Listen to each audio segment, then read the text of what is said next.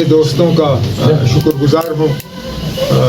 पहले तो इस बात का कि आप आज इस इनफॉर्मल इंटरेक्शन में आए और मैंने थोड़ा सा यहाँ पहुँचने में देरी की, जिसके लिए मैं माजरत खा हूँ। अचानक ताज़ियत के लिए कहीं जाना पड़ा, जिससे प्रोग्राम में थोड़ी तब्दीली आई। लेकिन उसके साथ साथ लगातार जो 6-7 दिन इस ज़िले का मेरा कैंपेन का दौरा रहा, उस दौरान आप सब जो हैं कहीं ना कहीं मुझे मिले और आपके नेटवर्क्स की और आपकी एजेंसीज़ के कवरेज के लिए भी मैं ज़ाती तौर शुक्रगुजार हूँ।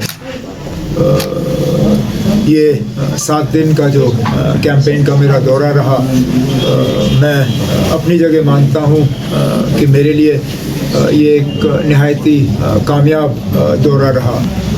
उम्मीद से ज़्यादा लोगों की हमारे प्रोग्रामों में शिरकत और उनके तरफ से जो प्यार और मोहब्बत मुझे देखने को मिला, मैं उसके लिए उन सब का ज़ाती तौर शुक्रगुजार हूँ। कोशिश मैंने की कि जहाँ तक हो सके अपनी कॉन्स्टिट्यूंसी को मैं कवर करूँ।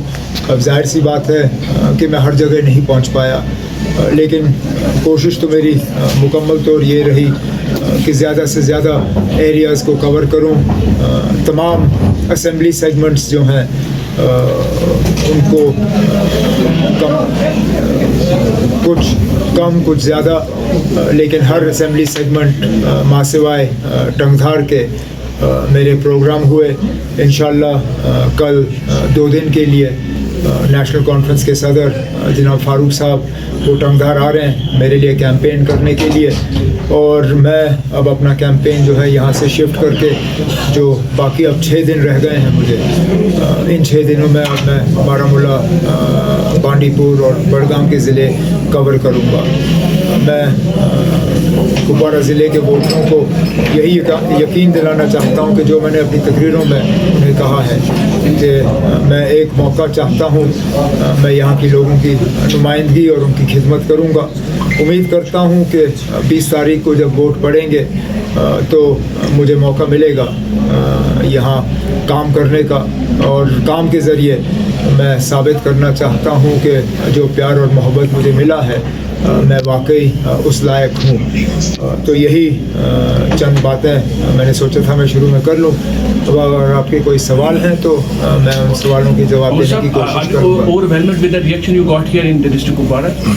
It is difficult not to be overwhelmed because it was definitely exceeded my expectations. Because in the absence of anybody else campaigning here, this impression had sought to be created that Kupwara district was going to go entirely in one direction, and that somehow maybe national conference in this district didn't stand a chance. Obviously, somewhere at the back of the mind, those sort of reports, those inputs, they do play, and you wonder what sort of a reception or what sort of a reaction you will get. But I must say that there wasn't a single place where I stopped where I didn't receive an overwhelmingly positive response from people, and that in itself, as I said, is heartening, but it also gives me a greater sense of responsibility. See, if people had not responded to me, then I would have felt that they don't have much expectation from me. But given the scale of their response, clearly the expectations from me are also much higher, and I will have to work doubly hard, and I will work doubly hard to repay this love and affection through my work. Sir, Indian Nationalist Party has been getting phenomenal this reaction. So do you think that he is in the race, or it is still between PC and NC? An election is between all candidates. Until the last vote is cast, nobody can say who the election is between. And I crossed some of his events from time to time. I also saw decent participation in those events. Now we'll wait to see. There are still 6 more days of campaigning to go. This constituency is made up of 18 assembly segments. Sir, do you Sir, see- Umar Sahab, how this election has the impact on assembly election? And in your Assembly- campaigning, nobody talked about statehood. Statehood हमारे लिए मुद्दा ही नहीं है ना, statehood हमारे लिए मुद्दा नहीं है। हम जो लड़ाई लड़ रहे हैं वो स्टेटहुड के लिए नहीं लड़ रहे हैं, स्टेटहुड तो हमें मिल ही जाएगा। हम उस चीज़ पर क्यों लोगों का वक्त ज़ाया करें, जिसके लिए तो पहले ही वज़ीर आज़म साहब और वज़ीर दाखिला अगर उनको हिंदुस्तान के लोग जो हैं दोबारा चुनते हैं, जो कि दिन ब दिन और ज़्यादा जो है नामुमकिन लगना शुरू हो गया है, लेकिन अगर किसी वजह ये वापस आ ही जाते हैं तो इन्होंने पहले ही कहा है कि जम्मू कश्मीर को जो है रियासत का दर्जा मिल जाएगा। अगर हुकूमत बदल जाती है, जिसकी हम उम्मीद कर रहे हैं, तो हमारी तो कोशिश यही होगी कि असेंबली इंतखाबात से पहले ही हमें रियासत का दर्जा जो है और फुल स्टेटहुड हमें रिस्टोर हो जाए। उमर साहब कितना रेस्पॉन्स रहा है सर लोगों का? वो तो मैंने पहले कहा, Impact of this election. जहाँ तक इम्पैक्ट की बात है, इम्पैक्ट तो होगा ही। इम्पैक्ट उनके लिए होगा जो जीत जाते हैं, शायद जो इस इलेक्शन में पीछे रह जाते हैं उनके लिए इम्पैक्ट ज़्यादा ही होगा, क्योंकि 2 महीने भी नहीं है। जून में ये इस इलेक्शन के नतीजे निकलेंगे और हम उम्मीद कर रहे हैं कि अगस्त सितंबर में असेंबली के जो है इलेक्शन वो मुकम्मल हो जाएंगे। तो हर असेंबली सेगमेंट पे इसका इम्पैक्ट होगा, नेशनल कॉन्फ्रेंस पे भी और बाकी पार्टियों पे। सर एक सियासी सवाल को छोड़कर मैं थोड़ा डेवलपमेंट की बात करता हूँ।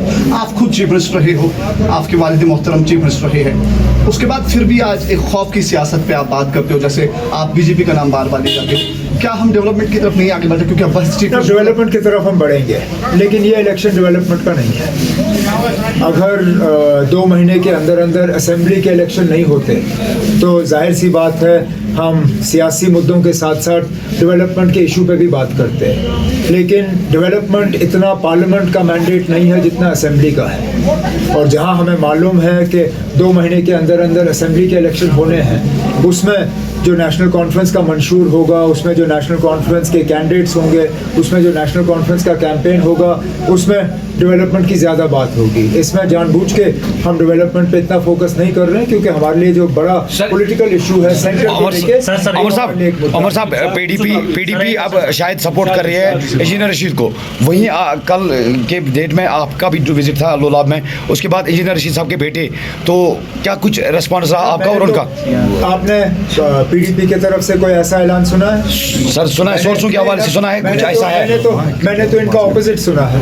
मुझे तो खबर आई है, उन्होंने तो साफ तौर पे कहा है कि ये गलत खबर फैलाई जा रही है और ये अफवाहों का जो है मतलब इसकी कोई बुनियाद नहीं है, और उनका अपना उम्मीदवार जो है मैदान में है और वो अपने उम्मीदवार को जितवाने के लिए आएंगे। मैंने यहाँ तक सुना है कि शायद पीडीपी के सदर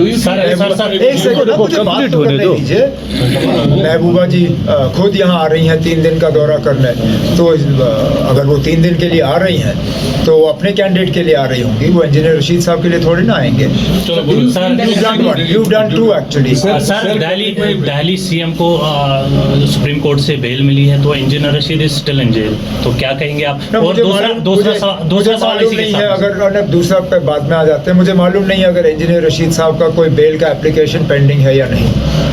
अगर पेंडिंग है तो उस पर सुनवाई होनी चाहिए, और अगर सुनवाई हुई है तो उसका फैसला आना चाहिए।